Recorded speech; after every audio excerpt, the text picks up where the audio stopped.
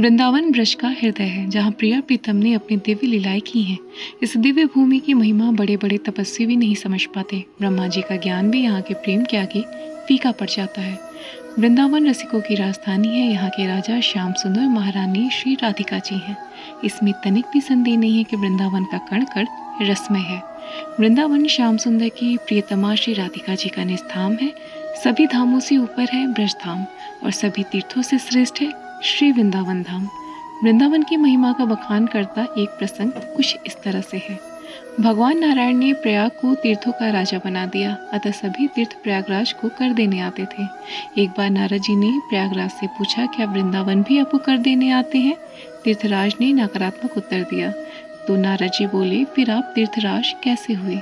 इस बात से दुखी होकर तीर्थराज भगवान के पास पहुंचे। भगवान ने प्रयागराज के आने का कारण पूछा। तीर्थराज बोले, प्रभु, आपने मुझे सभी तीर्थों का राजा बनाया है। सभी तीर्थ मुझे कर देने आते हैं, लेकिन श्री वृंदावन कभी कर देने नहीं आए, अतः मेरा तीर्थराज होना अनुचित है। तब भगवान ने प्रयागराज से कहा कि तीर्थराज, मैंने तुम्हें सभी तीर्थों का राजा बनाया है, अपने निज गृह का नहीं। वृंदावन मेरा घर है। यह मेरी प्रिया श्री किशोरी जी की विहार स्थली है। वहाँ की अधिपति तो वे ही हैं। मैं भी सदा वहीं निवास करता हूँ। वह तो आपसे भी ऊपर है। यह सुनकर तीर्थराज अपने ठाकुर जी के आगे नतमस्तक हो गए और वृंदावन धाम को सादर प्रणाम कर उनके समर्पित हो गए। वृंदावन धाम की प्राकृतिक छटा अति मनोरम है।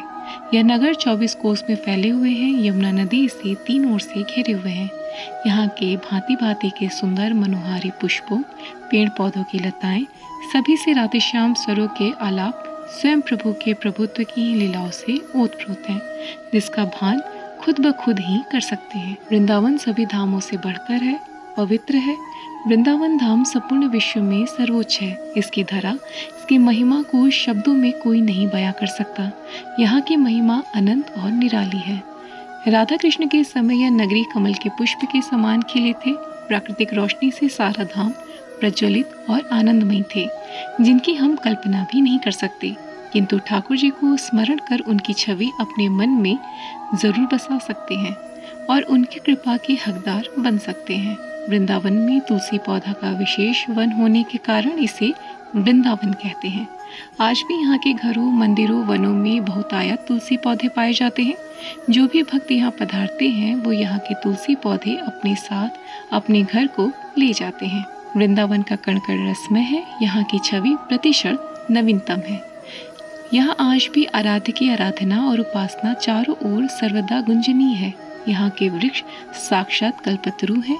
यहाँ के व्रज की रज जीव जंतु, पशु पक्षी, ग्वाल गोपी, वृक्षों, नदियाँ, सभी लोग धन्य हैं, जिनके कण कण में श्यामा श्याम वास करते हैं। जो भी शुद्ध मन से वृंदावन स्मरण करते हैं, सम्मान भाव रखते हैं, उनके प्रेम में नारायण स्वयं ही बंध जाते हैं। अर्थात वृंदावन धाम की यात्रा दर्शन अत्यंत ही प्रेममयी और अलौकिक है, जो सभी को अवश्य स्पर्श करनी चाहिए। वृंदावन की पवित्र भूमि के राधे राधिका प्रेम के आगे ब्रह्मा जी का ज्ञान भी फीका पड़ जाता है। बड़े बड़े विद्वान और तपस्वी भी इस पावन भूमि की महिमा समझ पाने में असमर्थ रहे। वही समझे जिन पर राधे श्याम की कृपा हो। जहाँ तीनों लोकों के स्वामी विराजमान है, वही वृंदावन है।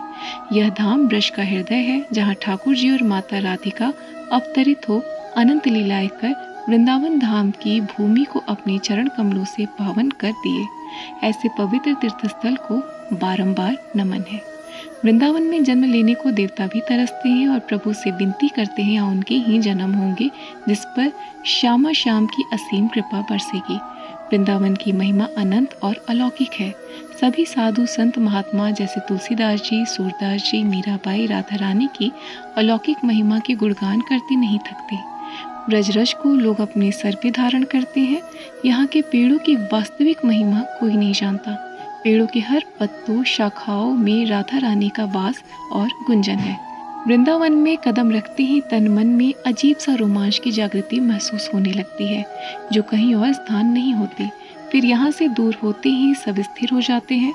इसे स्वयं ही महसूस कर सकते हैं। जब श्रद्धालु वृंदावन की परिक्रमा करते हैं, तो वहाँ के वृक्षों को भी सम्मानित प्रणाम करते हैं और आगे बढ़ते हैं। वृंदावन के बारे में ये जानकारी आपको कैसी लगी हमें कमेंट बॉक्स में ज़रूर बताएं। अगर आपको ये स्टोरी अच्छी लगी है तो इसे शेयर ज़रूर करें। आशा करती हूँ कि आपको हमारी ये जानकारी पसंद आएगी और भगवान की कृपा आप पर खूब बरसेगी। तब तक ऐसी ही तमाम रोचक कथा और जानकारियों को जानने के लिए सब्सक्राइब करें हमारे चैनल श्री जी को और प्रेम से बोले राधे राधे।